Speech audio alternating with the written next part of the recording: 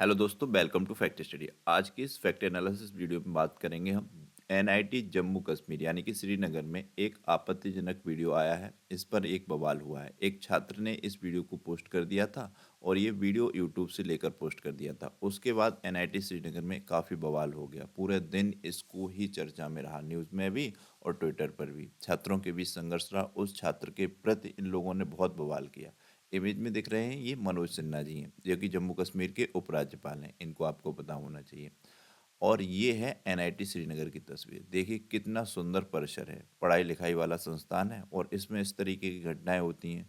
छात्र आपस में लड़ते हैं धर्म को लेकर, और एक कहीं से कोई पोस्ट आ जाती है, बस उसी पे बवाल करते हैं कि उनकी धार्मिक भावनाएं आहत हो गई। तो इस तरीके की ये घटनाएं हैं, बड़ा बेकार है। तो इस वीडियो में हम बात करेंगे ये किस तरीके से, कहाँ से, क्या ये बवाल शुरू हुआ, क्या इसका अंजाम है और किस तरीके की किन धाराओं का इनमें चर्चा हुई। ये धाराएं आपसे एग्जाम में पूछी जा सकती हैं।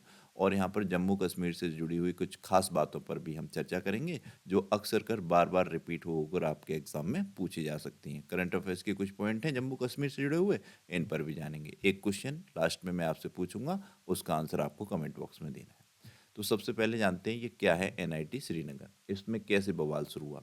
इसमें एक छात्र ने यूट्यूब से एक वीडियो उठाई और अपने सोशल हैंडल्स पे उसने पोस्ट कर दी। और जब उसने ये वीडियो पोस्ट कर दी तो ये वीडियो कुछ थी या हमास में जो युद्ध चल रहा है उससे रिलेटेड थी। हमास के कोई एक प्रमुख होंगे उस संगठन के, अब उसको आतंकवादी संगठन कहा जाता है, तो उनके ही से ही रिलेटेड ये वीडियो थी, तो उसने ये पोस्ट कर दी। उसके बाद ही से श्रीनगर एनआईटी में ये बवाल शुरू हो गया। अब इसमें पढ़ते हैं, जैसे कि जम्मू कश्मीर के एक स्टूडेंट ने सोशल मीडिया पोस्ट को लेकर बुधवार को national institute of technology Srinagar बंद कर दिया गया है। पूरा स्कूल बंद कर दिया गया, इतना हुआ हो गया एक मतलब छोटे सी वीडियो को, जो कि पहले से सोशल साइट्स पे मतलब मौजूद थी और बहुत दिनों से उस पर अवेलेबल थी। उसके बाद उस छात्र ने उसको बस अपने कुछ सोशल मीडिया हैंडल्स पर डाल दिया, तो इस बात को लेकर पूरा एनआईटी को बंद कर दिया गया। वहाँ पर उस छात्र के प्रति इतना विरोध किया गया, उसको पुलिस ने वहाँ से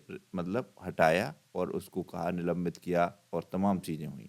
छात्र पर अपने पोस्ट में पैगंबर मोहम्मद साहब के अपमान करने का आरोप लगा है। अब छात्र ने तो सिर्फ पोस्ट की, वो तो वीडियो उसने बनाई नहीं, वो तो वहाँ पहले से थी।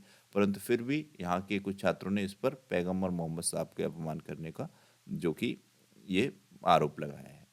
और एनआईटी के अन्य छात्रों ने आरोप के खिलाफ कार्रवाई की मांग की और संस्थान में मंगलवार को प्रदर्शन शुरू कर दिया। इसके बाद एनआईटी श्रीनगर के प्रभारी रहे, ये प्रभारी हैं वहीं एनआईटी श्रीनगर के रजिस्ट्रार अतीक उर रहमान, इन्होंने संस्थान में अगले आदेश तक सभी एकेडमिक एक्टिविटीज बंद करने का नोटिस दिया। छात्र के शहर के निगिन इलाके में स्थित संस्थान के दोनों गेटों को बंद कर दिया गया। परिसर के अंदर नारे भी लगे बहुत से।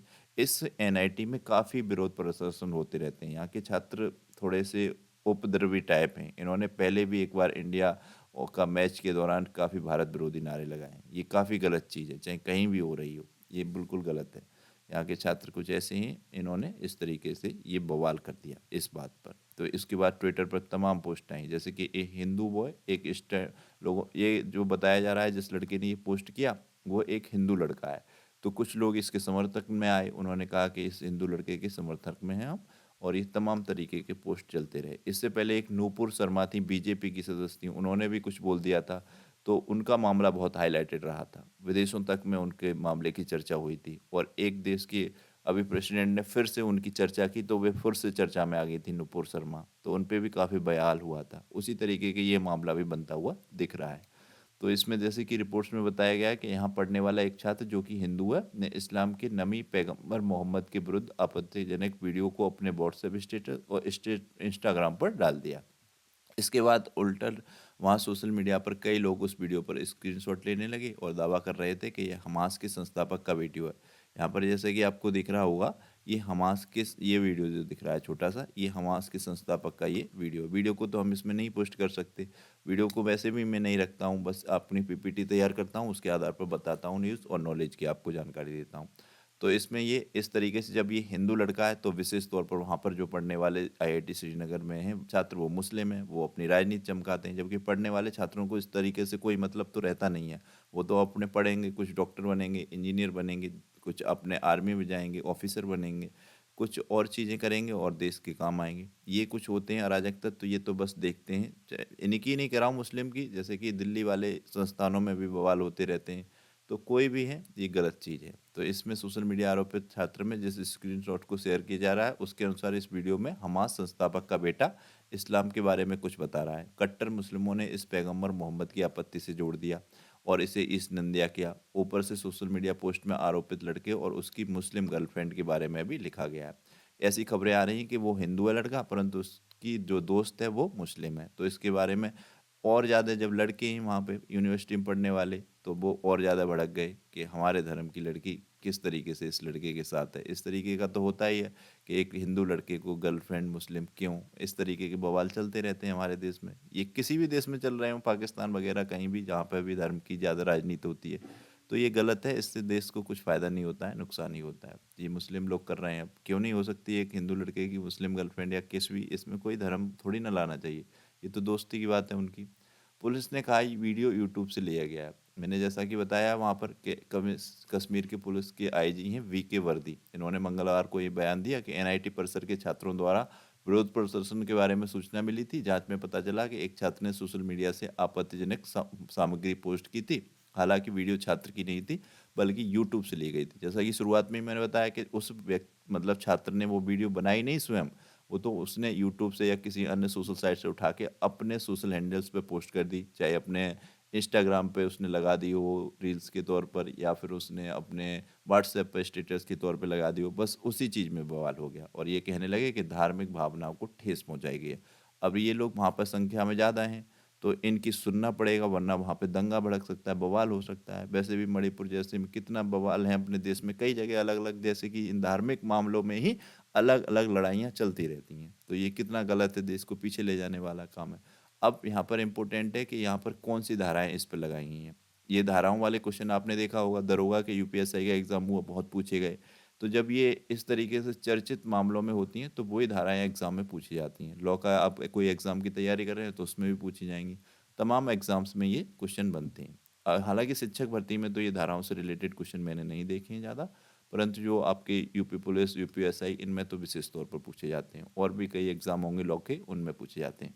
तो पुलिस ने एनआईटी श्रीनगर के छात्र के खिलाफ विशेष समुदाय को धार्मिक भावनाओं के खिलाफ आपत्तिजनक सामग्री अपलोड करने की घटना में संज्ञान लेते हुए पुलिस थाना निगीन में कई धाराओं के मामले दर्ज किए। पुलिस ने धारा 295 ए, ये धारा किससे संबंधित है ये हमें पता होना चाहिए। धारा 295 ए, जानबूझकर और दुर्भावनापूर्ण कृत्य किसी भी वर्ग के धर्म या धार्मिक विश्वासों का अपमान करके उनकी धार्मिक भावनाओं को ठेस पहुंचाने के इरादे से है। अब आप ये शब्द बड़े अच्छे से ध्यान से 2 से 3 बार पढ़िएगा। धारा 295 ए, जानबूझकर और दुर्भावनापूर्ण कृत्य किसी भी वर्ग के धर्म या धार्मिक विश्वासों को अपमान करने, उनकी धार्मिक भावनाओं को ठोस पहुंचाने से के इरादे से संबंधित है। क्वेश्चन पूछा जाएगा कि धारा 295 ए किससे संबंधित है, या फिर जानबूझकर यदि कोई व्यक्ति दुर्भावनापूर्ण कृत्य किसी भी वर्ग के धर्म या धार्मिक विश्वासों का अपमान करता है, धार्मिक भावनाओं को ठेस पहुंचाता है, ये उसका इरादा होता है, तो कौन सी धारा के अंतर्गत उस पर केस दर्ज किया जाएगा? धारा 295 ए। एक और धारा का जिक्र हुआ है यहाँ पर, 153 ए। तो ये धर्म के आधार पर विभिन्न समूहों के बीच दुश्मनी को बढ़ावा देने से संबंधित है। अगर क्वेश्चन पूछा जाए धर्म के आधार पर विभिन्न समूहों के बीच दुश्मनी को बढ़ावा देने का कार्य अगर कोई करता है, तो उस पर किस धारा के तहत केस दर्ज किया जाएगा, एफआईआर दर्ज की जाएगी? 153 ए। या क्वेश्चन पूछा जाए 153 ए किससे संबंधित है? धर्म के आधार पर विभिन्न समूहों के बीच दुश्मनी को बढ़ावा देने से संबंधित है। ये ध्यान रखना है। 153 जानबूझकर उकसावा देने, दंगा भड़काने के इरादे से, ये 153 ए है। और ये है 153, धारा 153 जानबूझकर उकसावा देना और दंगा भड़काने के इरादे से संबंधित। इन धाराओं के तहत उस छात्र के खिलाफ एफआईआर दर्ज की गई है। ये इंपॉर्टेंट है, इस पीपीटी को आप बार बार पढ़ लीजिएगा, मोस्ट इंपॉर्टेंट है, वेरी वेरी इंपॉर्टेंट है। यूपीएसआई का कहीं भी एग्जाम होता है पूरे देश में, जैसा कि बिहार में भी खबर आ रही है यूपीएसआई के कुछ फॉर्म निकल सकते हैं, यूपी में होता है। यूपीएसआई के बिहार में नहीं निकलेंगे, अगर बिहार एसआई के निकलेंगे, कभी कभी ऐसे शब्द निकल जाते हैं, ध्यान रखना है। तो ये धाराएं इंपॉर्टेंट हैं, इनको आपको ध्यान रखना है। हालाँकि ये किसी भी धर्म के लोगों को धर्म के इस तरीके के पचड़े में नहीं फँसना चाहिए। आपस में एक समान प्यार मोहब्बत से रहना चाहिए हिंदू, मुस्लिम सभी लोगों को। अब ये यहाँ पर टारगेट कर देते हैं कभी-कभी अलग-अलग यूनिवर्सिटी से इस तरीके के केस आते रहते हैं। किसी भी मुस्लिम को भी टारगेट ना करें। कभी मुस्लिम के भी कोई किसी प्रकार का दोस्त बन जाता है तो हिंदू लोग उनको टारगेट करते हैं, तो वो चीज़ें गलत हैं। ये नहीं करना चाहिए। अपने देश की तरक्की जभी होगी, सभी लोग प्रेम भाव से रहेंगे। अब देखा मोहम्मद शमी जी टीम में नहीं होते तो हम 9 मैच 10 मैच जीते, कितना अच्छा वर्ल्ड कप में उन्होंने प्रभाव डाला, कितना अच्छे मैच जिताए। तो ये सब लोग ज़रूरी हैं, इस तरीके से विभिन्न क्षेत्रों में आप देख सकते हैं। आर्मी में भी कई मुस्लिम समुदाय से बहुत अच्छे-अच्छे पदों पे बहुत अच्छे-अच्छे जांबाज हैं, उन्होंने शहीदी दी है अपने देश के लिए। तो हिंदू और मुस्लिम, सिख, ईसाई सभी प्रेम भाव से रहें। गांधी जी की ये विचारधारा बहुत अच्छी थी और जब ये सब लोग प्रेम भाव से रहने लगेंगे, तो दुनिया में कोई नहीं रोक पाएगा हमारे देश को नंबर 1 बनने से। अब ये इन्होंने कश्मीर के आईजी ने यही कहा है कि इस सब मामले में हमने जो है सारा का सूरा मामले पर फोकस किया है और इस सब पर जो है कानूनी कार्रवाई करेंगे और जो भी सही होगी जानकारी, उस जानकारी के हिसाब से आगे का कार्य किया जाएगा। अब जम्मू कश्मीर तो वैसे भी चर्चा में रहता है, इससे तो क्वेश्चन बनते ही रहते हैं। जैसे कि 2019 में यहाँ पर जो है धारा 370 को हटाकर इसको जो है एक केंद्र शासित प्रदेश में बदल दिया गया था। तो ये काफ़ी चर्चा हुई थी उस टाइम बीजेपी की, उसने ये काफ़ी बड़ा सराहनीय काम किया था। तो इस तरीके से जम्मू कश्मीर से क्या-क्या ये पॉइंट हैं जिनसे क्वेश्चन अक्सर कर बनते रहते हैं, इनको जान लेते हैं। हिस्ट्री के भी जानेंगे, करंट अफेयर्स के भी जानेंगे। तो जम्मू और कश्मीर के बारे में कई आकर्षक तथ्यों में से एक यह है कि 1846 से 1947 तक ब्रिटिश ईस्ट इंडिया और ब्रिटिश राज के नियंत्रण में यह एक रियासत थी। मतलब पहले एक ये रियासत ही तो थी जम्मू कश्मीर, बाद में इसको भारत में विलय किया गया तमाम तरीकों से।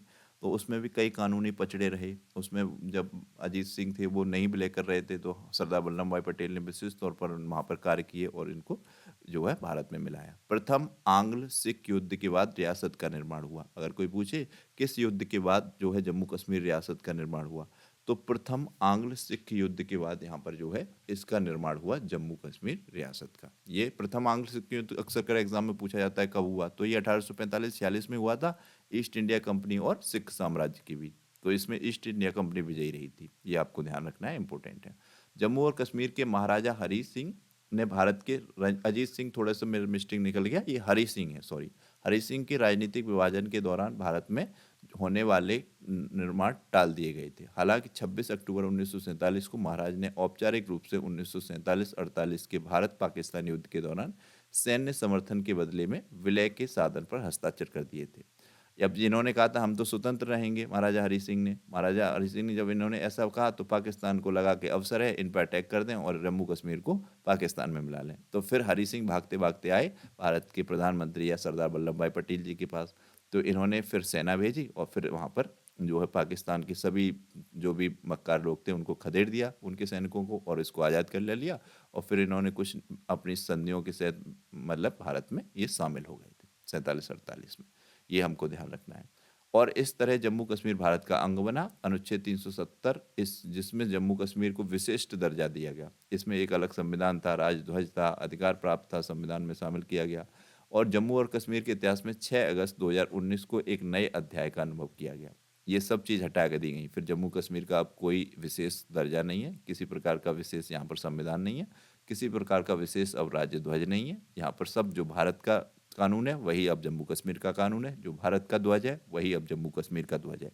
और यही होना भी चाहिए था। ये तो वाकई में बहुत सराहनीय फैसला था, सराहनीय कार्य था बीजेपी का, और इसके लिए तारीफ बनती है, हर कोई करता है, इसमें कोई शक नहीं है। तो ये नया अध्याय जुड़ा। तो पूछ लिया जाए कि भारत का मतलब कब केंद्र शासित प्रदेश बना जम्मू कश्मीर, यहाँ पर कब 370 अनुच्छेद या धारा हटी, तो ये सब 2019 में हटी, आपको ध्यान रखना है।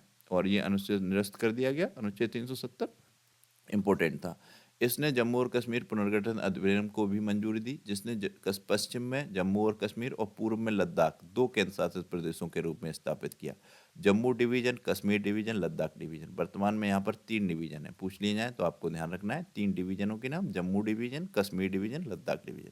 जम्मू की साक्षरता दर पूछ ली जाए तो ये 67.16% है। महिलाओं की साक्षरता दर यहाँ पर 56.43% है। पुरुष यहाँ पर 76.75% साक्षर हैं।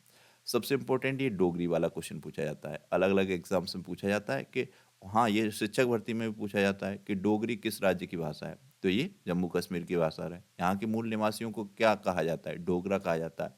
टेट, सीटेट सभी एग्ज़ाम में ये 1 नंबर का क्वेश्चन बहुत बार रिपीट हुआ है। और इसकी 2 राजधानियाँ हैं, ग्रीष्मकालीन राजधानी श्रीनगर है, शीतकालीन राजधानी जम्मू है। ये आपको ध्यान रखना है, वेरी, वेरी इंपॉर्टेंट पॉइंट है। और कश्मीर में प्रचलित ये कुछ पॉइंट हैं, इनको भी ध्यान रख सकते हैं, अलग-अलग एग्ज़ाम में इनसे क्वेश्चन बन सकते हैं। सबसे प्रसिद्ध संगीत शैलियों में यहाँ पर सूफियाना, कलाम, चक्री, हेंजी, लदीसा, रूफ़ और हिंदुस्तानी शास्त्रीय संगीत शामिल है। डमहल, कुद, भाड़, पाथे, रोफ, हाफिजा, बच्चा नगमा पारंपरिक नृत्य शैलियाँ हैं। कौन-कौन सी नृत्य शैलियाँ हैं? डमहल, कुद, भाड़, पाथे, रौफ, हाफिजा। कहेवा चाय, ये भी पूछा जाता है क्वेश्चन। कहवा, कहवा कहाँ का मतलब पेय पदार्थ है? टेट, सीटेट इस सब में पूछा जाता है। तो ये जम्मू कश्मीर का है कहवा। ये विशेष तौर पर मेहमान नवाजी के लिए प्रस्तुत करते हैं। हालाँकि जम्मू कश्मीर में भी बहुत अच्छे लोग हैं, ये कुछ अराजक तत्व तो कहीं न कहीं मिल जाते हैं और सभी जगह मिल जाते हैं, पर वहाँ के भी मुसलमान बहुत ही अच्छे हैं, देश को प्रेम करने वाले हैं। तो ये कहवा किस प्रकार का होता है? इसमें हरी चाय की पत्तियाँ, बादाम, केसर और साबुत मसाला शामिल होता है। जम्मू कश्मीर के कुछ प्रसिद्ध व्यंजन हैं नदरू, याखनी, गोश्तबा, ये सब यहाँ के व्यंजन हैं। पूछ लिया जाए नदरू, याखनी कहाँ का व्यंजन है? तो ये जम्मू कश्मीर का है। गोश्तबा कहाँ का व्यंजन है? जम्मू कश्मीर का है। और ये पूछे जाते हैं, आपको पता हो या ना हो, ये पूछे जाते हैं क्वेश्चन। और ये इम्पोर्टेंट है 2023 की सबसे इम्पोर्टेंट घटना हुई जहाँ पर जम्मू कश्मीर में सर्वोत्तम गुणवत्ता का लिथियम का भंडार मिला था। ये यहाँ पर फरवरी 2023 में ही मिला है। तो 2023 की ही ये करंट अफेयर्स के तौर पर एग्जाम्स में पूछा जाएगा कि लिथियम के भंडार भारत के किस राज्य में मिले? तो ये जम्मू कश्मीर में मिले। जम्मू कश्मीर के टुलिप गार्डन को वर्ल्ड बुक ऑफ रिकॉर्ड्स में भी शामिल किया गया है। तो ये भी ध्यान रखना है। Gyanodaya express college on wheels, ये भी मनोज सिन्हा यानी कि जो उपराज्यपाल हैं इनके द्वारा जम्मू कश्मीर में शुरू की गई। तो ये कुछ इंपॉर्टेंट पॉइंट थे, इनको हमने जाना। महाराजा हरी सिंह यहाँ के पहले के राजा थे, उन्होंने पहले किस तरीके से मना किया था, बाद में उन्होंने भारत में ही शामिल होने का निर्णय लिया। तो इस सभी पॉइंटों को पर हमने चर्चा की। वर्तमान में मनोज सिन्हा ये यहाँ के राज्य उपराज्यपाल हैं। इनसे भी क्वेश्चन पूछा जाता है कि जम्मू कश्मीर के उपराज्यपाल कौन है? तो ये आपको ध्यान रखना है। वेरी वेरी इंपॉर्टेंट पॉइंट हैं। इन सभी पॉइंटों को उम्मीद है आपने बहुत ध्यान से सुना होगा। वीडियो को पूरा देखिएगा और वीडियो को लाइक और शेयर जरूर कीजिएगा। एक क्वेश्चन है, इसका आंसर जरूर कीजिएगा। जम्मू और कश्मीर की सबसे लंबी नदी कौन सी है? डल झील तो यहाँ की है ही, ये तो पूछे ही जाते हैं, ये तो सब आपको पता ही होंगे। तो मैंने सोचा ये क्वेश्चन रखा जाए कि यहाँ की सबसे लंबी नदी का नाम क्या है। तो ये आप प्लीज़ बताइएगा कमेंट बॉक्स में। चैनल को सब्सक्राइब नहीं किया है, सब्सक्राइब कीजिएगा, बेल आइकन को प्रेस कीजिएगा। Thank you so much.